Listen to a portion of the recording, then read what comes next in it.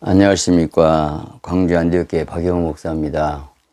이번 우리 교회 코로나 확진 때문에 한국교회에 많은 안 좋은 영향을 줬고, 특별히 우리 광주 시민에게 정말 죄송하고, 우리 광주 교회들에게 많은 피해를 줘서 너무 죄송한 마음으로 가지고 유튜브를 찍습니다.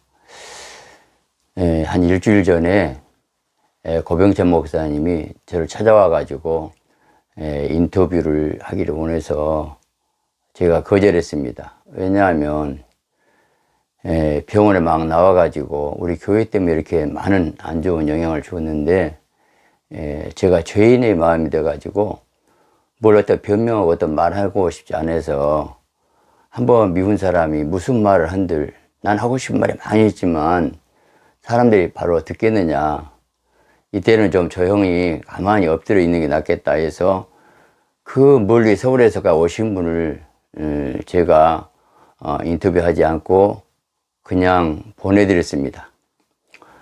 그런데 우리 교회 사정이 생각보다 심각한 걸 느꼈습니다. 한마디 우리 교인들부터 저를 불신할 수밖에 없는 상황이구나. 왜냐하면 목회자는 가장 중요한 게 영성이고 인격인데, 인격적으로 성도 이해할 수 없는 것이 뭐냐, 왜 목사님은 코로나 확진 받아놓고 병원 입원하고 피했습니까? 키는 이겁니다. 이거 언론에서 한 달을 계속 다뤘는데 저는 그 정도 심각한지 몰랐어요. 예를 들어서 어느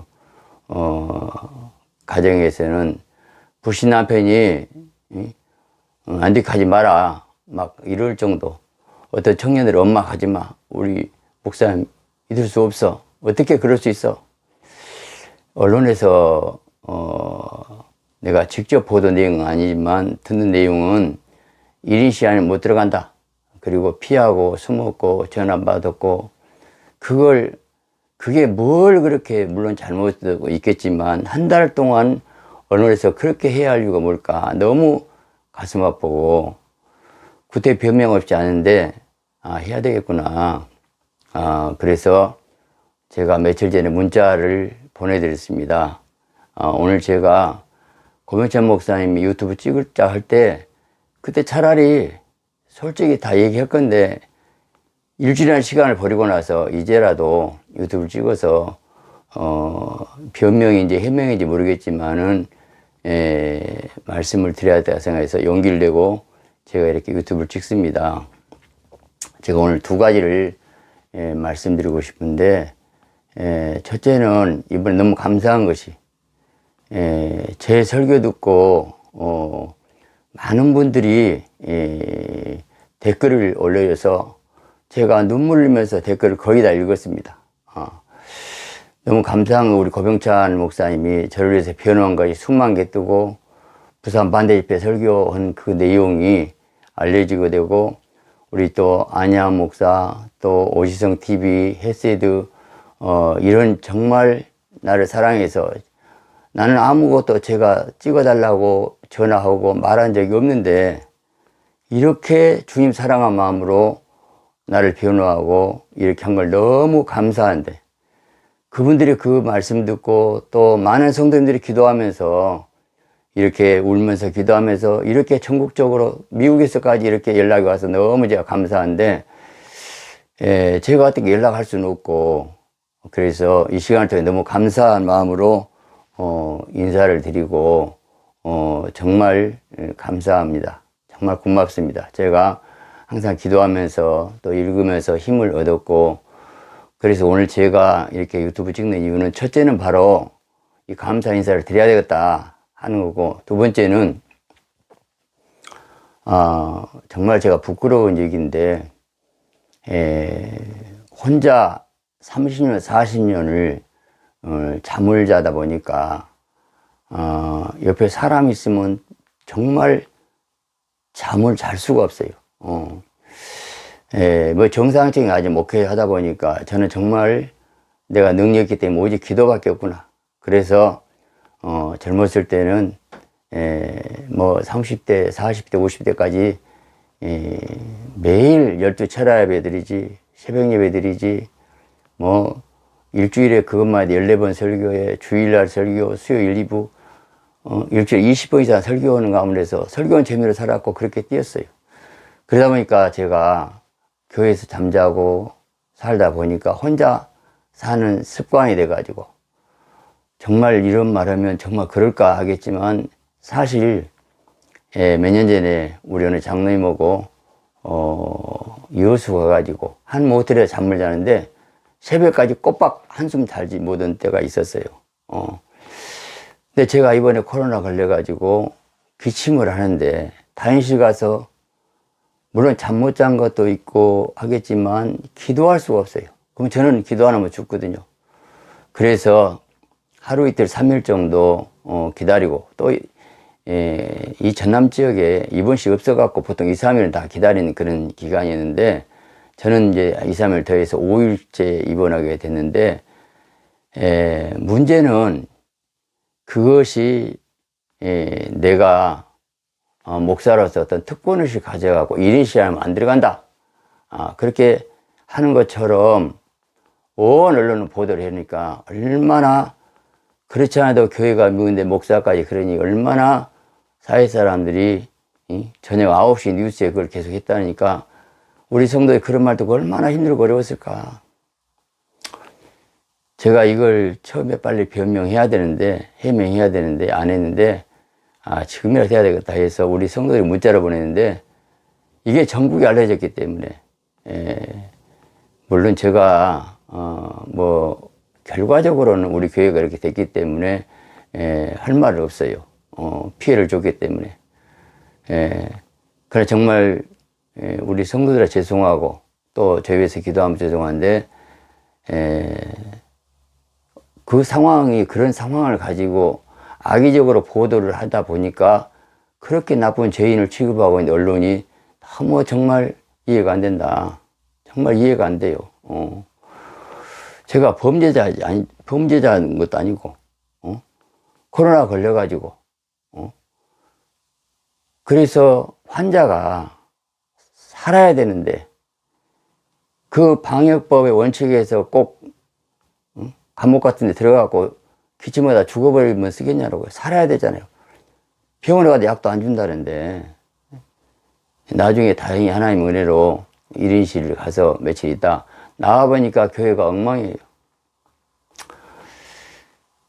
저는 이번에 뭘 느꼈냐면, 어느 기자하고 통하면서 대면 예배를 강행하고 그렇게 정부에 미움받았지 않느냐. 정말 미움받아서 그러나? 저는 지금도 우리 확진자 나와가지고 2주 폐쇄한 것은 할 말이 없어요. 또 2주 연장했어요. 이유가 뭔가, 앞으로 확진 나올 가능성이 있다. 그게 법입니까? 또 하나 이해할 수 없는, 우리 성교원을 폐쇄시켰는데, 성교원 아이가 한 명 확진자 나왔는데, 그 아이가 확진자 온 것이 아니고 그 아이 엄마가 확진자라는 거예요. 근데 그 엄마가 우리 성교원 온 것도 아니고, 엄마 확진당하고 조사해보니까 아이가 우리 성교다니까 우리 성교원까지 폐쇄해야 될 이유가, 방역법이 그런 법이 어디 있을까? 원아버지 시기에다가 아이들이 떨어지고, 지금 저는 고민이 그냥 성교원 한 10명 남았는데 문 닫아버릴까? 근데 선생님들이 해직이 되더라고요. 본인들은 뭐 직장인데 고민하고 있어요. 간단한 것 같지만 우리 성도들 많은 가정이 직장에 나오지 마라, 안디옥가 나오지 마라. 뭘 안디옥이 그걸 그렇게 잘못했는지. 물론 입 10개 할 말이 없죠. 방역 철저히 했어요. 1년 동안.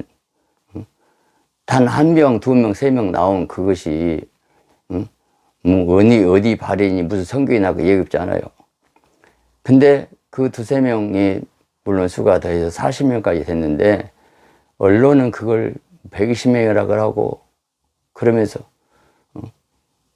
난 하나님 은혜가 지난 1월 24일인데 그날 제가 설교를 안 했어요. 저는 모르고 24일 한 사람 일부에 확진자 나온 것 같고 와서 문을 닫았어요. 제가 설교했단다면 부목사님이 설교했는데 저는 그런 줄 모르고 그날만 그것 하나 은혜라 생각해요. 온 성도가 난리겠죠. 40명 확진자의 접촉한 사람 280명을 조사했는데 3명 확진자 나오고 말았습니다. 그렇고 우리 교회 확진발이라고 꼭 우리가 확진발이라고 해야 되겠습니까? 그래서 온 광주를 교회를 폐쇄시키고 우리 교회 이후에 확진이 많이 퍼지도 않고 어떤 때는 광주 전체가 1명 나올 때도 있더라고요. 그대로 끝났어요. 근데 이게 한국을 다 뒤집어 놓고 이렇게 한 이유가 뭘까? 저는 도저히 이해가 할 수 없습니다. 이해할 수 없어요. 어떤 분들은 우리 교회에 타켓 아니냐, 난 타켓 아닌지 모르지만 정말 왜 이렇게 하는지 저는 나라민족에서 정말 예수 기도했고 그래서 2019년도 전국 금식성회를 3번 할 때 많이 올 때는 1000명, 1500명까지 그 여름에 3일씩 금식하면서 이 나라 이민족 살려달라고 그렇게 애통하고 한 그 교회가 이렇게 하루아침에 추락할 수 있을까? 저는 이번에 정말 하나 기도하는데 저한테 회개하라고 그래요. 뭔가 잘못된 것을 보여주고 회개했더니 그거 들으셨다고 그러더라고요. 물론 제가 죄가 많았었는데 또 하나의 메시지가 있었어요. 요셉의 감옥이라는 거예요. 물론 한민 사람 이런 말 하면 더 꼴보기 싫겠죠. 무슨 요셉의 감옥. 그 말도 좋다 하겠지만 저는 믿음으로 받으면서 위로받고 있어요. 저는 정말 부족하지만 부산 반대집회에서 이렇게 저 같은 거 해갖고 그 설교가 지금 많은 분들이 이번 기회를 통해서 보게 되더라고요. 내가 죽고 WC가 이렇게 잘못된 것을 수만 명, 수십만 명 보고 듣고 해가지고 WC가 뿌려먹어 본다면 우리가 없어진다 해도 좋겠다 할 뜨거운 마음이 있어요. 어떤 분들은 왜 지금 코로나하고 WC하고 연관시키냐? 저는 연관이 된다고 하면 영적으로.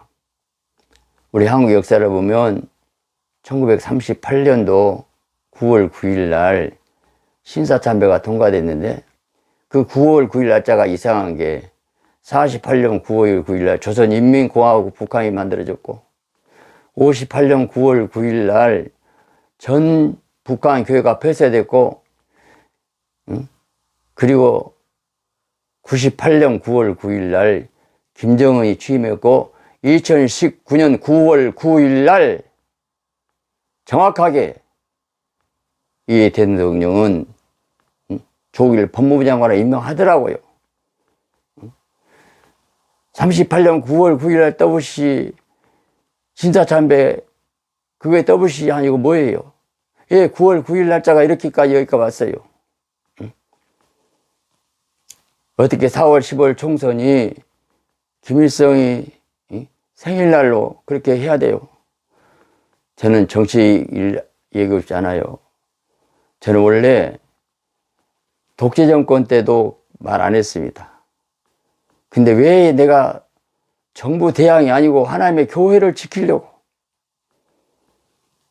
지난번 대선 때 저는 이런 말 했어요. 문재인 대통령이 국회의원 당시에 차별금지법 통과를 하려고 내가 서류 가지고 하고 호소했습니다. 여러분 차별금지법 통과하려고 문재인 인양반은 2번이나 국회 때 발의를 했습니다. 이분이 대통령 되면 안 됩니다. 광주에서 그런 말 할 때 얼마나 힘들었겠어요. 그때부터 성도들이 나가기 시작했어요. 저는 정말 왜 광주가 깨어나지 못하고 광주에서 제가 이렇게 계속 이런 설교를 하니까 공무처법은 공산법이라 해가지고 그것 때문에 고발하고 대면에 매달렸다 해갖고 고발하고 또 3월 3일 제가 재판을 받아야 됩니다. 저는 나선 성격도 아니고 정치에 별로 얘기 안 하는 사람인데 저는 정치 얘기가 아니에요. 하늘고 교회를 죽이려고 하니까 이렇게 하고 있는 거예요. 너무 가슴이 아파요. 너무. 우리나라 끝자락에 와 있어요. 정말 우리가 기도해야 할 때입니다. 기도해야 할 때입니다. 우리 성도들이 얼마나 흔들리고 힘든지. 제가 잠을 못 자서 그랬다고 하니까 왜 진즉 이런 얘기 하지 않았냐고 셀리들이 막 울음바다가 됐어요. 할 수 없이 우리 교인들한테 문자 몇 개 보냈는데 제가 이때 여기서 한국교회 현실이 이런데 정말 저는 결론 이렇게 맺고 싶어요. 부산 반대집회 설교가 26분짜리인데 온 우리 통합적 목사들이 다 들었으면 쓰겠다. 더부실 너무 모르고 있다. 좀 영적인 일인데 그 당시 상임위원장 가장 내가 존경으로 통합적 가장 큰 교회 목사님을 2번 영적 상태를 보여주고 왜 저분이 저렇게 되냐고. 우리나라 제일 큰 교회 목사님이 영적 상태를 보여주고 왜 나한테 그걸 보여주시냐고. 나 같은 교회 그거 가서 설교하게 만드시면서 그 후에 WC 정체를 보여주는데 마귀예요. 잡아 죽였어요. 나는 반드시 한국교회가 WC지만 탈퇴한다면 새로 일어날 줄 믿습니다. 왜 코로나 WC 연관했냐고요? 연관됩니다. 연관돼요. 왜요? 회개해야 되기 때문에 그렇습니다. 저보다 훌륭한 목사님들 많고 힘쓰고 애쓴 목사님들 많아요. 저는 정말 부족한 종인데 내 나름대로 최선 다해서 양심껏 깨끗하게 살라고 일을 썼고 그러나 이번 일을 통해 뭘 느꼈냐. 사도 바울의 그 고린도 교회가 분열했었을 때 바울파, 아볼로파, 게바파 바울이 이름에 세례를 주었느냐 내가 누구 두 사람에게 세례 주자는 감사하노라 여기까지 생각한 바울이구나. 저는 지혜롭지 못한 것도 인정을 합니다.